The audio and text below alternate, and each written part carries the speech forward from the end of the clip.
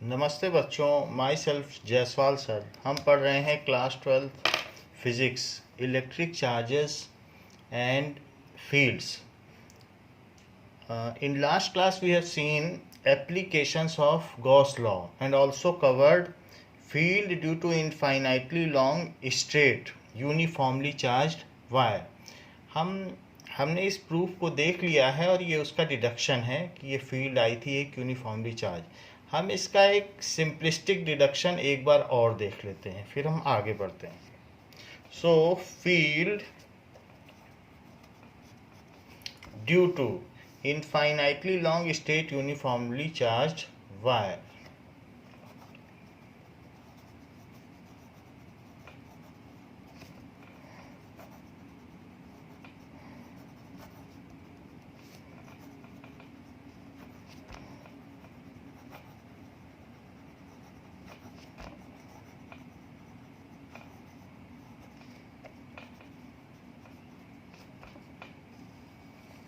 Now,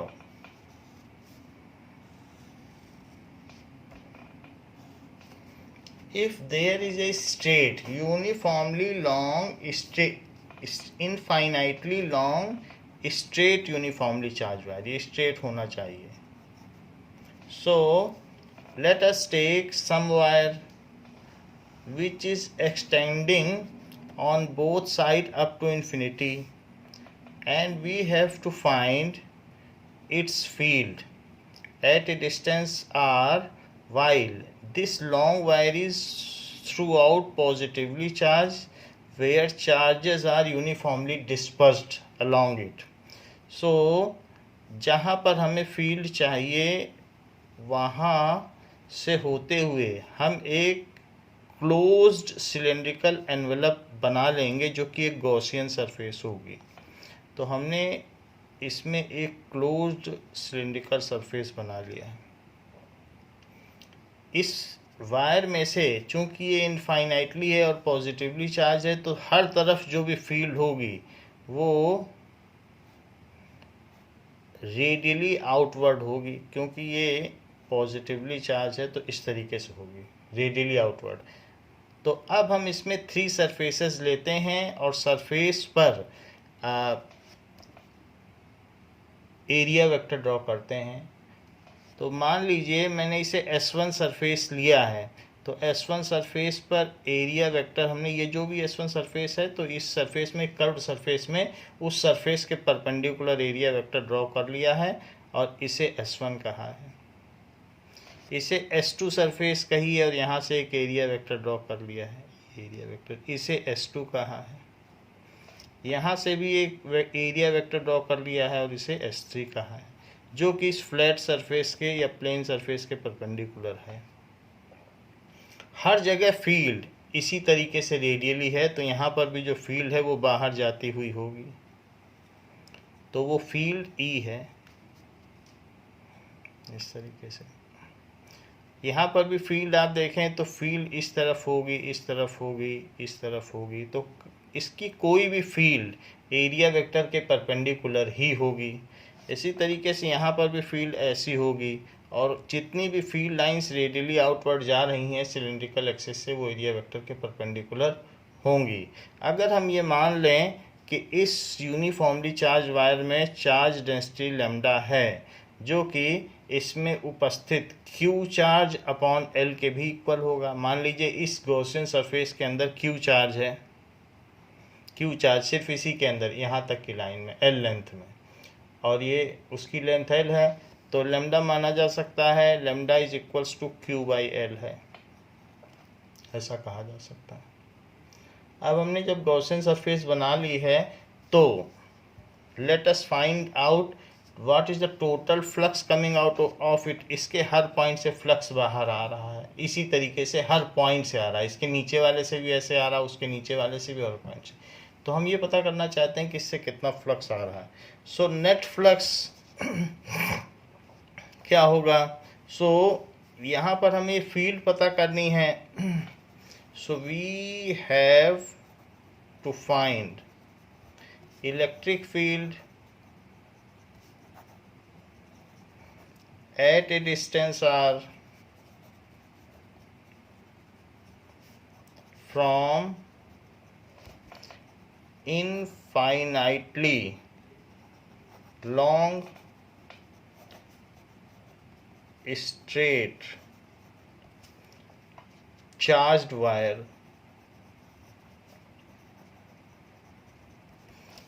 let us draw a Gaussian surface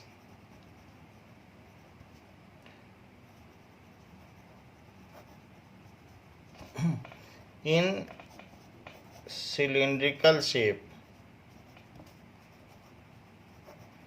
of radius r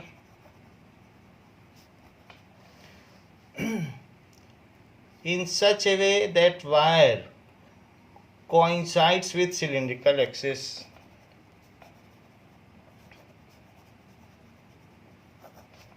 That wire coincides with cylindrical axis.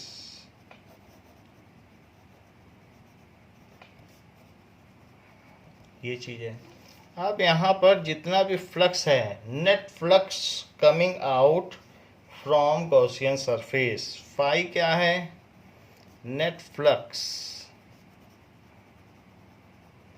Coming out from closed surface, ये है। तो कितना flux आ रहा है? It is equals to phi 1 plus phi 2 plus phi 3, क्योंकि हमने 3 surface ली हैं। सो फाई 1, ये फाई 1 यहाँ से आ रहा होगा कर्व्ड सरफेस से, फाई 2 इस फ्लैट सरफेस से, और फाई 3 नीचे वाले फ्लैट सरफेस से या सर्कुलर सरफेस से आ रहा होगा। But here in case of the S2 surface and S3 area vector, there is no flux associated because field lines are perpendicular. Any field lines are perpendicular to area vector. The same case exists with S3 also. In case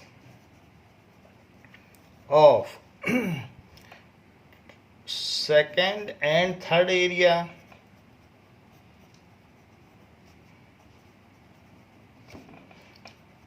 area vector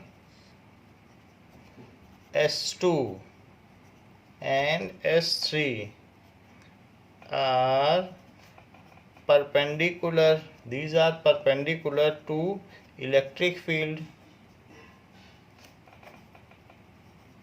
So no flux is associated with it.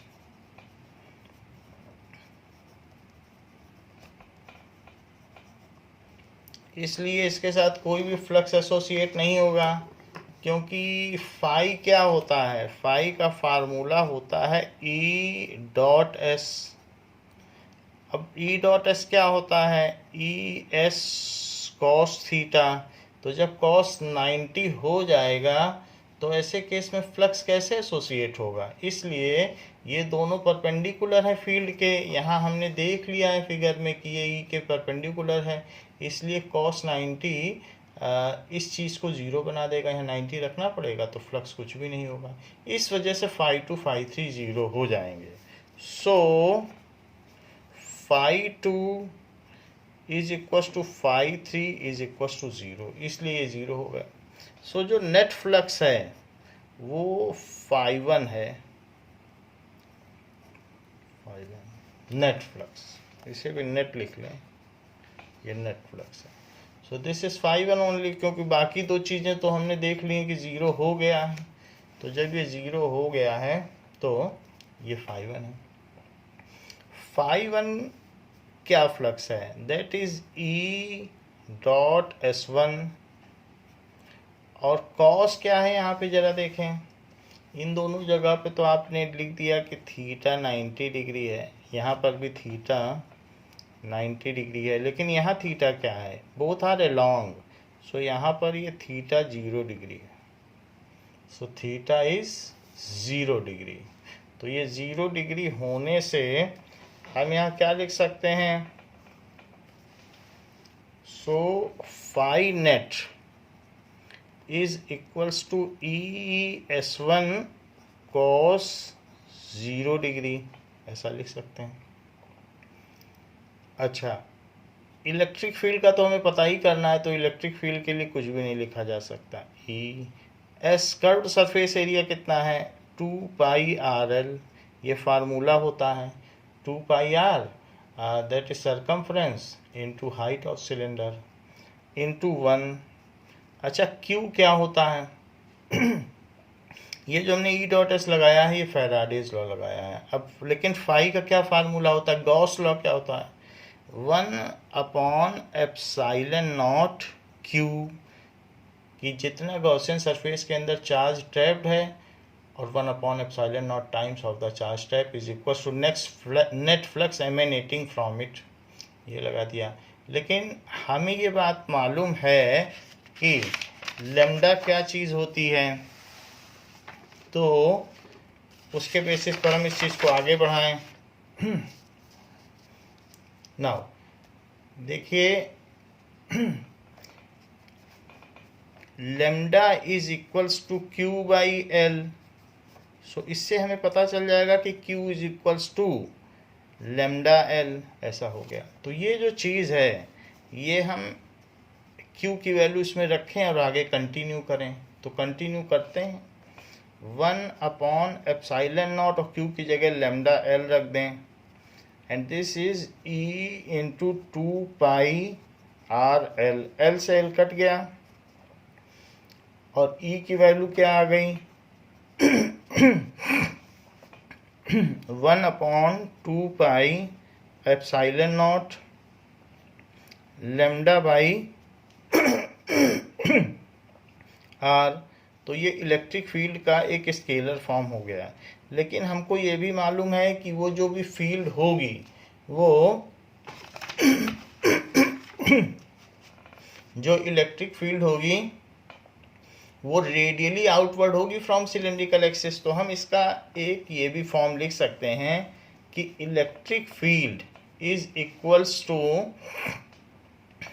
1/2πε0 lambda by R N cap. तो ये एक vector form हो गई। तो ये हमारा formula हो गया। And electric field has inverse dependence with the distance R. अगर आर डिस्टेंस पे फील्ड निकालेंगे तो इनवर्स डिपेंडेंस है। तो यहाँ पर हमने ये चीज़ देख ली। अब जरा देखिए कि यहाँ एन कैप क्या है, where N cap is, N cap क्या है, इट इज यूनिट वेक्टर, ये एक यूनिट वेक्टर है which is normal to the wire, it is unit vector which is radially outward,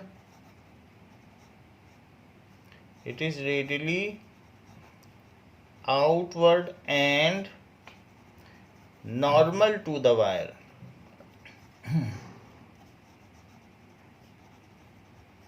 At every point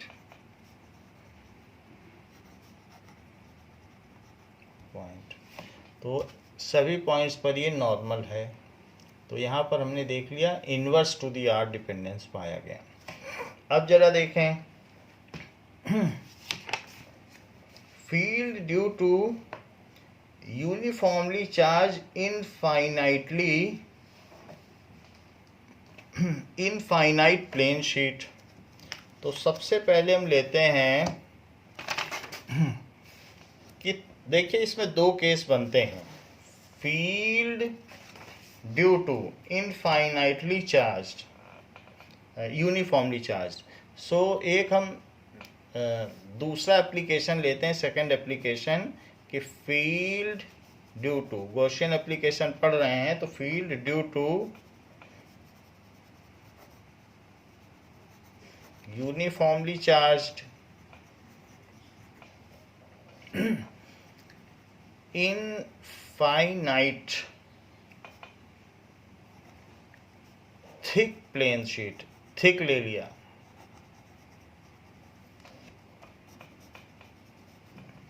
so infinitely charge thick plane sheet. मान लीजिए कि ए ऐसे plane sheet है, ऐसे, और वो थोड़ी सी थिक भी है,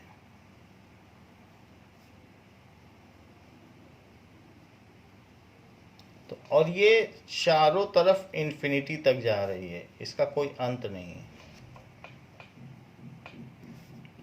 it is non ending and extending throughout, जैसे यूनिवर्स को बीच से काट दिया गया हो इतनी बड़ी प्लेन शीट। तो ऐसी अगर शीट हो तो अगर ये यूनिफॉर्मली चार्ज है तो इसके इस सरफेस पर भी सरफेस चार्ज डेंसिटी होगी और पीछे वाली सरफेस पर अलग से सरफेस चार्ज डेंसिटी होगी, क्योंकि जो भी इस तरीके के कंडक्टर्स होंगे उसमें सरफेस पे चार्ज होते हैं, तो ये यूनिफॉर्मली चार्ज डेंसिटी होगी। तो दोनों सरफेस पे अलग अलग चार्ज होंगे, पीछे वाली पे अलग और इधर वाली पे अलग। पीछे वाली को तो नहीं दिखाया जा सकता, इधर वाली को हमने दिखा दिया। और हम चाहते हैं कि इसकी वजह से हम फील्ड निकालें। तो अब अगर हम इसकी वजह से r डिस्टेंस पे फील्ड निकालना चाहते हैं तो अब जरा देखें कि हम इसमें से पास होता हुआ एक सिलेंडर ले लें और r डिस्टेंस पे फील्ड निकालना चाहते हैं, तो r यहाँ से r डिस्टेंस पे, क्योंकि ये तो इनफाइनाइटली लार्ज है तो नीचे तो नहीं निकाला जा सकता है, क्योंकि पूरी काट रही है यूनिवर्स को। तो हम यहाँ से शीट के इधर पर r डिस्टेंस पे निकाल सकते हैं। तो मान लीजिए ये r डिस्टेंस है, हम इस शीट से r डिस्टेंस पे फील्ड निकालना चाहते हैं। तो r डिस्टेंस से पास होता हुआ एक आप क्लोज्ड सिलेंडर ले लो, ये, और दोनों तरफ ऐसे ऐसे बना दीजिए ये। तो इधर भी r हो गया और इधर भी r हो गया। इससे यहाँ तक की जो डिस्टेंस होगी वो भी r होगी, यहाँ तक शीट के यहाँ तक, तो ये r हो जाएगी और ये भी r हो गया ना। अब जरा देखें कि इसमें अगर आप कोई भी चार्ज रखोगे तो वो इधर उधर नहीं जाएगा, क्योंकि ये इनफाइनाइटली लार्ज है, वो सीधा इधर ही जाएगा, अवे भागेगा इससे। तो अवे भागेगा तो इसमें या कहीं भी रख दो, यहाँ पर भी रखो, तो यहाँ पर एरिया वेक्टर अगर हम इसे S1 माने तो एरिया वेक्टर ये पूरा क्लोज है। तो इस वाली सरफेस की वजह से एरिया वेक्टर इधर हुआ, perpendicular to surface. Flat surface है तो एरिया वेक्टर हमेशा सरफेस के परपेंडिकुलर होता है। हाँ, इस इनफाइनाइटली एक्सटेंडेड शीट की वजह से फील्ड भी बाहर हुई, क्योंकि आप प्रोटॉन रख के देख लो, दूर भागेगा तो फील्ड भी बाहर हो गई। तो थीटा क्या हो गया, 0। अच्छा, यहाँ देखें, हमें मालूम है क्लोज्ड सरफेस होता है तो एरिया वेक्टर जो भी होता है वो सरफेस से बाहर की तरफ जाता है। तो यहाँ भी और परपेंडिकुलर भी होता है, तो यहाँ से भी जो एरिया वेक्टर होगा वो बाहर होगा और ये S2 होगा, बाहर है और परपेंडिकुलर भी है, देखिए इसके फ्लैट सरफेस।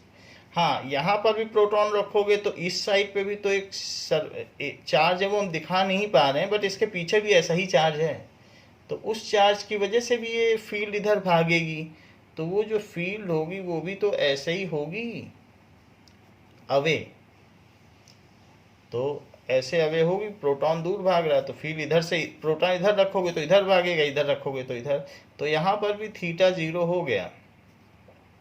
अच्छा, जहाँ तक ये कर्व सरफेस की बात है, तो कर्व सरफेस में ऊपर की ओर एरिया वेक्टर होगा, बट ये जो ऊपर की ओर होगा तो उसकी वजह से फील्ड इधर है, एरिया वेक्टर ये तो this is not the case, क्योंकि थीटा यहाँ कितना हो जाएगा इस सरफेस के लिए 90।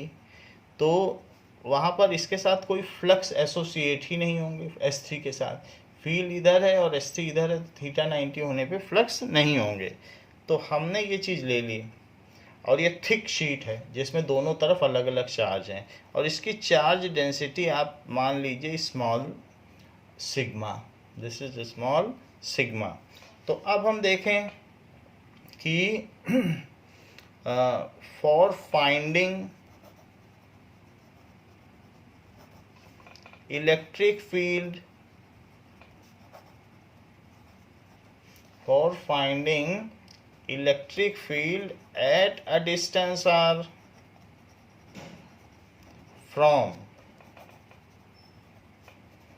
infinitely extended charged plane sheet, draw a closed cylindrical surface passing through the sheet. Draw a closed cylindrical surface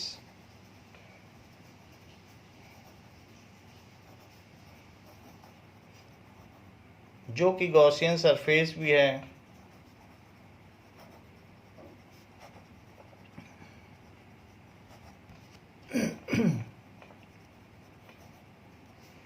The sheet of length 2r, इस पूरी सिलेंड्रिकल सरफेस की जो लेंथ है of length 2r and base area, cylinder में ये जो area होता है तो ये बेस एरिया है इस पूरे सिलेंडर का, and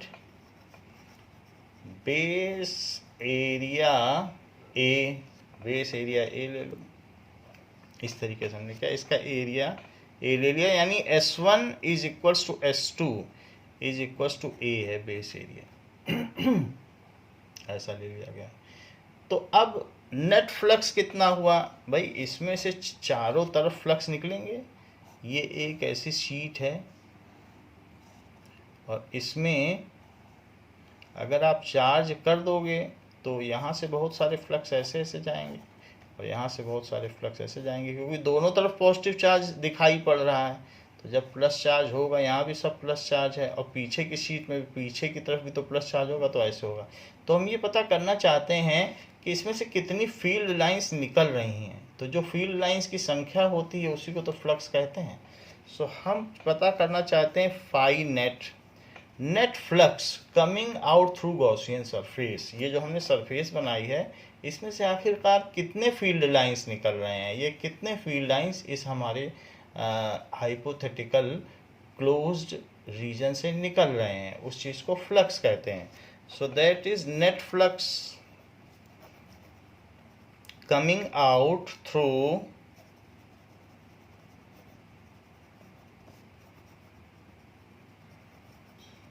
Gaussian surface.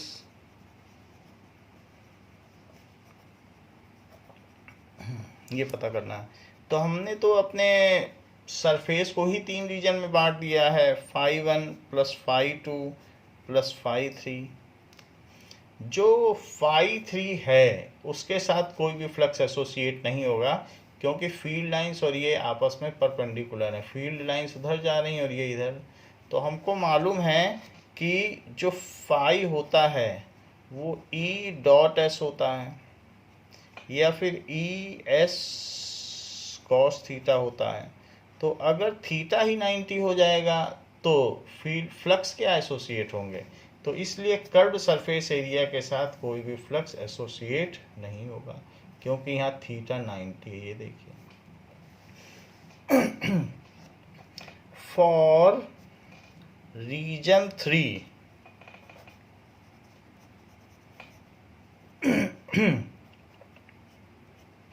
for region 3 there will not be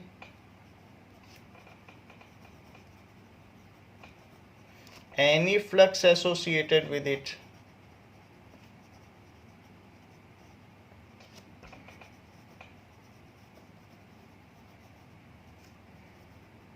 as area vector is perpendicular to field.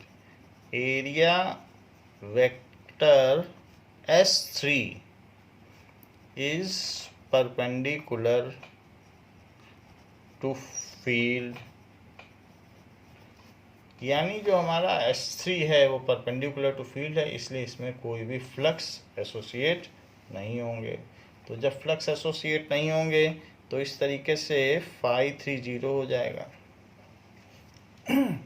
अच्छा, फाई 1 और फाई 2 के लिए आपने देखा था हमने यहाँ थीटा 0 दिखाया है, क्योंकि फील्ड भी इधर और एरिया वेक्टर भी इधर, ऐसे फील्ड भी इधर एरिया वेक्टर भी इधर। तो इस तरीके से जो फाई नेट हुआ वो किसके इक्वल हुआ? Phi net is equals to phi 1 plus phi 2, phi 1 plus phi 2। अब फाई 1 प्लस फाई 2 क्या है? दोनों ही तरफ हमने r डिस्टेंस पे लिया है, तो दोनों ही तरफ अगर हम r डिस्टेंस पे लेंगे तो फील्ड तो r डिस्टेंस पे सेम होगी, चाहे आप इधर r डिस्टेंस पे ले लें चाहे इधर। तो इसलिए हम इसका मैग्नीट्यूड e ही रखेंगे। So the magnitude is e। So e dot s1 plus e dot s2 ऐसे कर दिया। तो इसे कहा जाएगा E S one cos 0 degree plus E S two cos 0 degree, ये चीज़ कह दी। अब जरा देखें कि जो फाई नेट है उसको, ये तो हमने E dot S Faraday law लगाया, लेकिन फाई का एक गॉस लॉ भी है कि कितना फ्लक्स निकल रहा है। ये बात होती है one by epsilon naught into charge entrapped in it, यानी जो हमने बनाया है उसमें कितना चार्ज कैद हो गया है, is equals to E S one. So E तो कॉमन ले लो, और S one plus S two, cos 0 की वैल्यू तो 1 होती है। So S one plus S two. अगर ये मान लें कि इसकी सरफेस चार्ज डेंसिटी सिग्मा है और इस वाले रीजन में Q चार्ज एंट्रैप्ड है, और इसी रीजन का एरिया हमने ये माना है। अभी देखो A माना था कि नहीं, ये बेस एरिया, तो ये भी तो एरिया A हुआ, और इसमें कैद चार्ज Q है, क्योंकि पूरा चार्ज तो नहीं निकाल सकते, वो इन्फिनिटी तक जा रहा है। तो हम ये मान सकते हैं कि ये जो सिग्मा है वो Q बाई A है, या आप ये भी मान सकते हैं Q इज सिग्मा A, ऐसा मान सकते हैं, क्योंकि भाई सिग्मा क्या होता है? Total charge upon area. तो Q क्या हुआ? Sigma A। तो हम इस Q की जगह सिग्मा A रख दें, one by epsilon naught sigma A is equals to E, और A प्लस A ऐसा क्यों किया? क्योंकि जो भी सर्कुलर बेस एरिया है उसको हमने A माना है, थोड़ा ऊपर में कहीं पे A मान लिया, ये देखो, तो हमने A प्लस A रख दिया।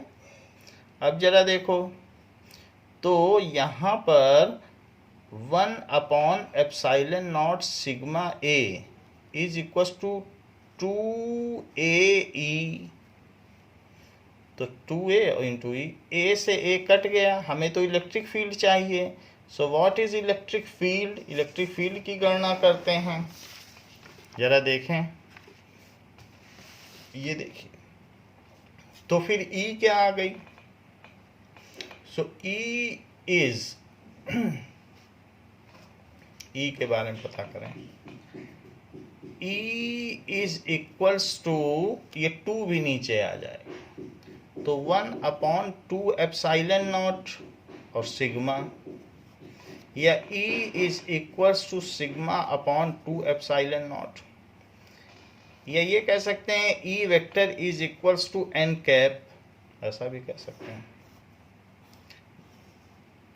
ये बड़ी आश्चर्य की बात है कि R यहाँ आया ही नहीं, ये तो चौथा केस हो गया। एक में 1/r के प्रोपोर्शनल था, एक में 1/r स्क्वायर के प्रोपोर्शनल था, एक में 1/r क्यूब के प्रोपोर्शनल था, और अब तो R के प्रोपोर्शनल ही नहीं है इलेक्ट्रिक फील्ड। तो ये चीज़ आ गई। Where n cap is a unit vector normal to surface and directed outward to surface, where n cap is unit vector normal to surface and directed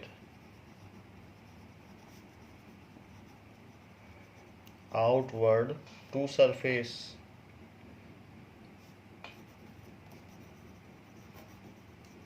ये चीज़ हो गई। सो ये हमने देख लिया कि किस तरीके से इसमें ये फार्मूला आया है जो आर के इंडिपेंडेंट है। नाउ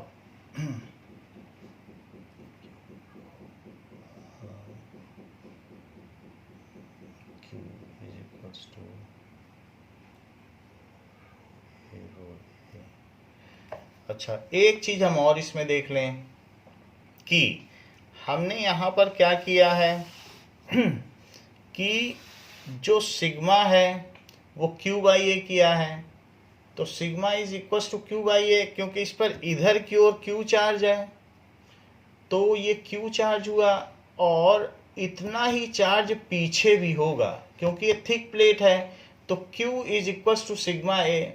यहाँ पर देखा जाए तो Q इधर वाली सरफेस पे चार्ज है, Q is equal to sigma A, लेकिन इतना ही चार्ज पीछे की भी सरफेस पर होगा, तो टोटल Q क्या होगा, that will be equal to, आप ये मान लें कि यहाँ पर ये Q1 है, क्योंकि इतना चार्ज जैसे Q1 है, या Q डैश मान लें, जो Q डैश चार्ज है वो इधर है और पीछे भी Q डैश है, तो टोटल मिलके Q चार्ज क्या होगा, Q dash plus Q dash, तो इसे आप ले लें Q डैश, तो Q डैश कितना हो गया, इधर का चार्ज ये हो गया, और पीछे भी इतना ही चार्ज होगा क्योंकि दोनों तरफ अलग अलग होंगे। ये थिक शीट है, कैसी शीट है, थिक शीट, तो Q dash is sigma A और Q डैश तो सिग्मा ए हो गया, और टोटल Q क्या होगा फिर, Q dash plus Q dash is equals to sigma A plus sigma A, तो कितना हो जाएगा बताइए, 2 सिग्मा ए।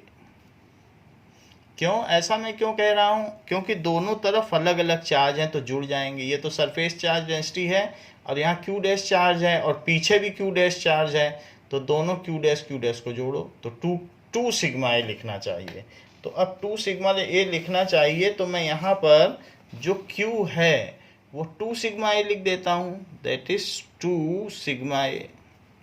तो 2 सिग्मा होने से यहाँ भी 2 हो जाएगा और यहाँ 2 होने से ये 2 इससे कट जाएगा, तो इलेक्ट्रिक फील्ड क्या हो जाएगी, सिग्मा अपॉन एप्सिलॉन नॉट। अब इलेक्ट्रिक फील्ड क्या हो जाएगी, सिग्मा अपॉन एप्सिलॉन नॉट, ये 2 नहीं आएगा तो ये इतना आएगा। तो ये जो भी हमारा है, अगर थिक प्लेट होगी तो थिक प्लेट में सिग्मा अपॉन एप्सिलॉन नॉट आएगा। ओके, 2 आपने जाना क्यों लिखा, क्योंकि दोनों तरफ चार्ज है, इसीलिए हमें 2 टाइम्स करना पड़ा। एक ही तरफ तो नहीं है, इधर का चार्ज अलग होगा थिक प्लेट में, इधर के प्रोटॉन अलग होंगे, उधर के प्रोटॉन अलग होंगे, तो हमें डबल करना पड़ा। सो इस तरीके से हमने ये कर दिया, ये देख लीजिए आप। तो इधर का चार्ज Q डैश, पीछे का भी Q डैश, तो Q dash is sigma A, तो total charge Q dash plus Q dash that is sigma A plus sigma A, that is 2 sigma A, और वही हमने यहाँ पर 2 सिग्मा ए रख दिया और 2 कट गया। खैर आपकी जो बुक में है वो थिन प्लेट के लिए है, जैसे ये देखो तो आपकी बुक में ये डिडक्शन है, केस दोनों है, दोनों आते हैं, तो ये जो भी है उसमें वही चार्ज दोनों तरफ होगा, तो हम उसका भी डिडक्शन करेंगे। Due to thin infinitely extended plane sheet की वजह से क्या चार्ज होगा। अभी हमने आपको थिक का बताया, तो जो थिक है उसमें आप टोटल चार्ज के लिए डबल करेंगे, तो हमने वो डबल कर दिया। सो this is the formula for electric field at A distance r, जो कि r से इंडिपेंडेंट है। सो अगला जो डिडक्शन होगा वो थिन प्लेट के लिए होगा, उसको हम आपको अगली क्लास में बताएंगे। थैंक यू बच्चों।